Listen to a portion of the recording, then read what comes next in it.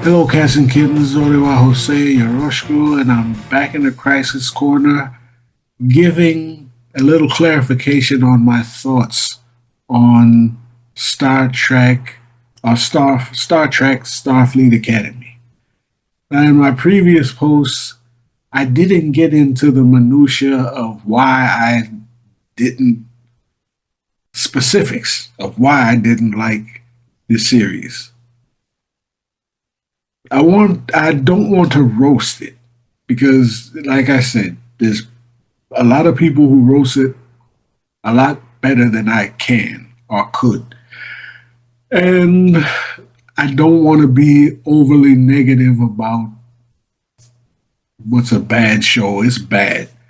Make no mistake, Starfleet Academy is bad. On the merits, it's no good. I just want to give my impressions, my notes on why I think it's a disappointment. The first reason is that it is a waste of a very interesting concept. Out of the gate, I thought we were going to get a show about the molding of young cadets into Starfleet officers. Okay, we have never gotten that before in a Star Trek show. Usually it's established officers going off and doing this, that, and the other, you know, whatever. So we were going to, dig into the weeds and see what how you build a Starfleet officer. A coming of age type situation within the Starfleet, within the Star Trek universe and the Starfleet Academy program or whatever you want to call it. That's unique. It's a unique story to be told. And the writers failed to deliver on that promise in the respect that it's not told effectively. It's not a story of people joining an organization so as to be a part of something bigger than themselves. It's more about people trying to validate themselves regardless of the fact that they're in this organization. I don't even know how to put it. It's like it's more about self-validation, but it's not because you're in Starfleet, if that makes sense. It's not about growth through service. It's just about validating who you are. And so there's always this thing about, you're good the way you are, or you learn about how who you are,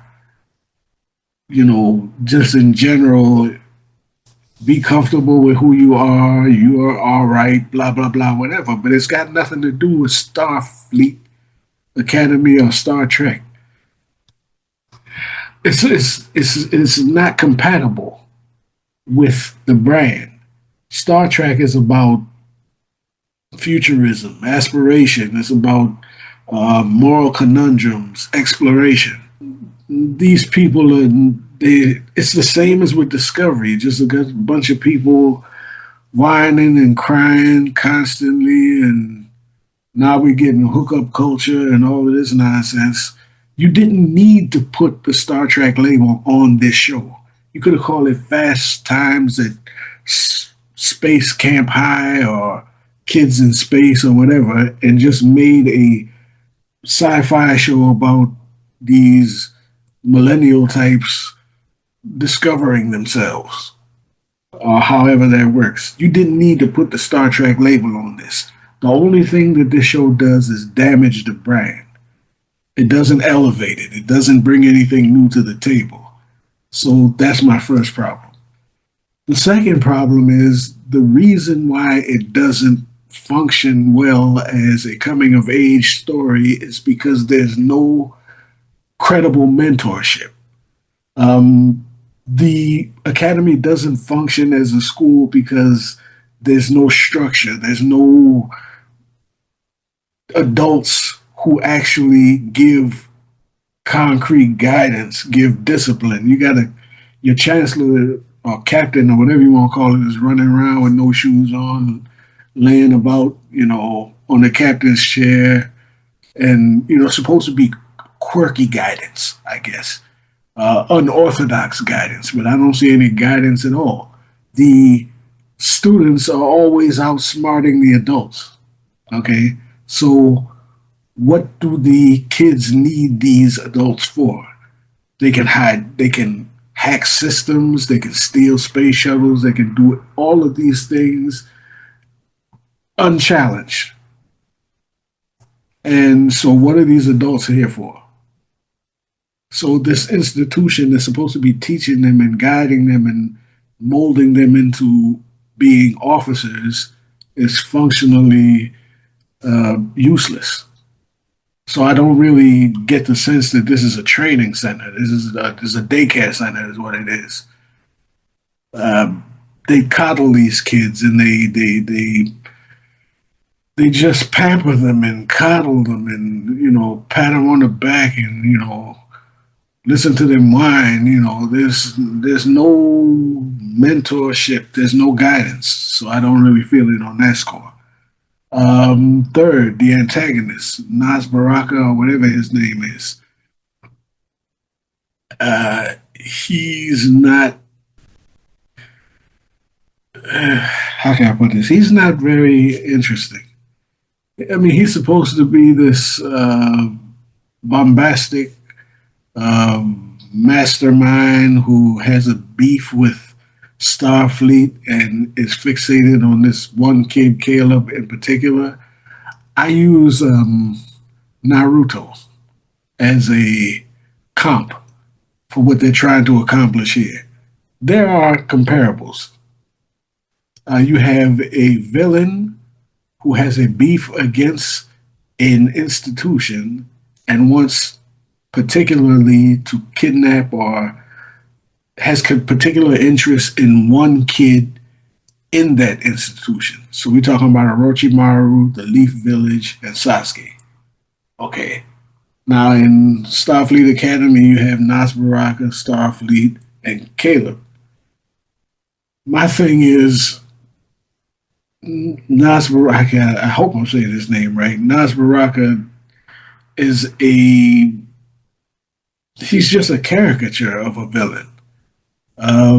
What he wants, and I will have to say, I despise the show to the point where I'm not really going back and trying to piece certain things together. So if I missed anything, I'm not going back and trying to figure out what it was, or people's intentions and their, motivations. I take everything at face value because I can't be bothered to go back and look at to rewatch any of this. But he's just a caricature of a villain, and he's spouts dialogue and then goes away, and then comes back when you need to reinsert him into the plot.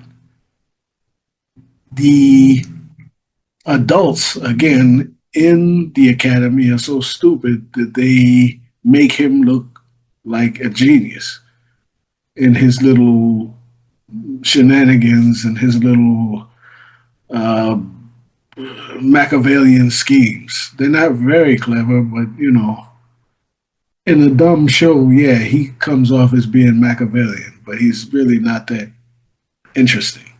So the main villain of the story is not very interesting, and it hurts the show.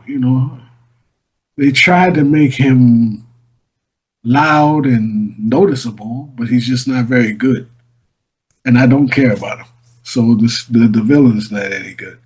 Uh, Next, four, the pseudoscience in this series borders on sorcery. I guarantee you there will not be an amendment to the physics of Star Trek by Lawrence Krauss. We will not get an amendment to the physics of Star Trek based on this series. Old school Star Trek was aspirational in the sense of the technologies that it implied. You look at the old communicators, you got the cell phones, you look at certain uh, aspects of the technology, and you see comps to our modern day.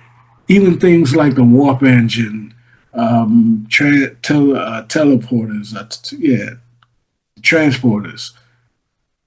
All of those things were aspirational, and they made you think to the point where Lawrence Krauss wrote a book, The Physics of Star Trek. Could some of these things play out in the future? None of the stuff that they're doing here is even remotely plausible.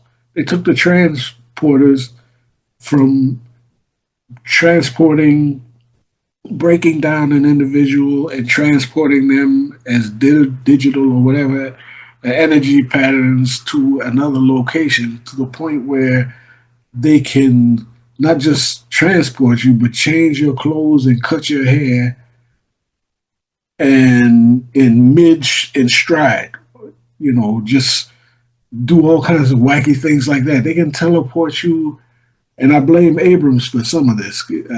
Abrams came up with a thing where you can teleport somebody from a planet to a moving starship, which was stretching it. But now they got it so that they can just beam you from. They don't need the transporter pads. They don't need.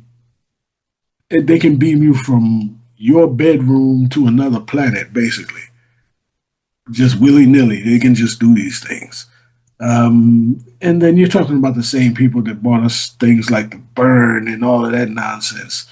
Just farcical nonsense that just doesn't feel not even plausible, but doesn't even it doesn't really excite the imagination. It's just stuff, pseudoscience stuff to further plots. They come up with warp slugs. Anyway, yeah, the pseudoscience doesn't work for me. And like I said, it's not going to be an amendment to the physics of Star Trek based on Kirkman Trek. So forget about that. And lastly, the cast. The problem with the cast that I see is that they built it out too quickly. They want to do found family, and they want you to believe, like the last chapter episode, they're going through this ritual where they're drinking this whatever and pronouncing themselves to be some kind of taking some kind of oath where they're, bound to each other. In 9 episodes, technically 300 days have passed, and a lot of that's off screen. I got you. But I, from what we have seen, I don't see any reason why these people should be that bound up with each other. They're academy students. They're forcing these relationships. They're trying to force these relationships to matter, and they just don't. Again, and I go back to Naruto. If you don't, if you it's a anime manga. If you don't know what Naruto is, you probably should check it out. But whatever. Um, the Team Seven. Okay, technically they don't go on a lot of missions together. Some of the missions are off screen, implied, whatever. But the missions that they do go on are high pressure, life threatening situations where they have to rely on each other, put their lives in each other's hands, and you can see why they were grown together. These cats, they've been in a couple of tight spots, but otherwise they just go around, you know, pranking each other and doing silly stuff that doesn't really matter. And we're supposed to believe that now they're this found family that would live and die for each other. They built it out. They're trying to build this found family too fast. I would rather that they focused on a smaller circle of people, 3 or 4 people. You take Caleb, Jaden, blah blah blah, whoever you want to take 4, and focus on them and build out maybe some more people into the next season. You can put the people that you want to include in this circle on the periphery in the first season, and then build it out gradually, and then until you get a bigger cast. They already greenlit for a second season, so it's doable. But I think they tried to force these relationships to matter far too fast. And I don't get a feeling that these people should matter to each other that much. And one last pet peeve is the through line of Caleb and his mother fell apart. It, the series starts, he's like determined to find his mother, come hell or high water, he's on that. So then he joins the academy with the belief that the chancellor is going to look for his mother while he's in the academy. And episodes go by when there's no mention of his mother. And they're doing stuff like pranks, and he's getting with, hooking up with different things, and they focus on other characters who they're trying to build into this found family. And now, just in the last chapter, he's back to, oh my God, I gotta find my mom. Let's come on, man. So those are my main reasons why I don't think the show's any good. And there's other things that I can bring into it, but I'm not even gonna get into that. Those are my main 5+1 reasons why I think the show is a terrible disappointment. I think it could have been something very unique. It could have been something unique, at least. I don't even know if it would have worked. It could have been a rotating situation where you have rotating cast every other season or so forth, with the mainstay being the instructors. That could have worked. I mean, I was just curious to see how it was going to work out, but at this point, it doesn't matter because it's trash, and I don't want to see a second season of this. That's just me. But let me know what you think. Or you might even think it's tight. I don't know. But let me know what you think.